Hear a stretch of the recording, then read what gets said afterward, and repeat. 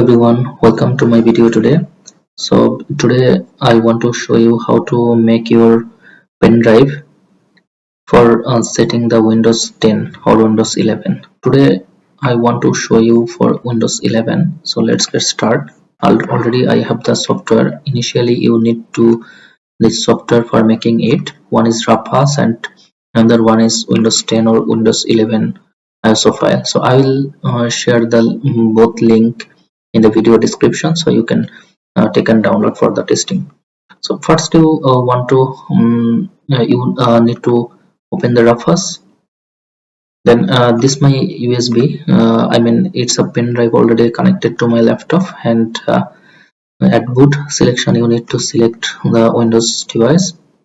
Sorry, Windows ISO file. So it's my Windows 11 ISO file. I'm just opening it, and mainly nothing changed at here. Only partition scheme, GPT or MBR.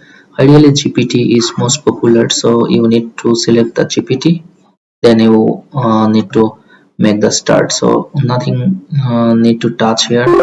Just this come and you need to OK. So it should be starting at here.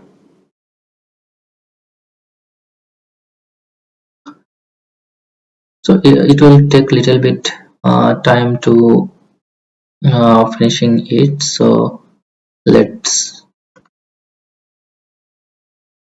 So it's the already 3.4% showing. So it will take maybe almost 10 minutes should be.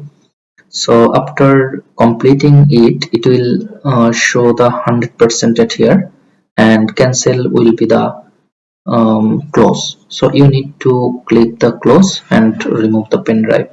That's it guys, for making the Windows 10 or Windows 11 bootable pen drive. So thank you very much for watching the video.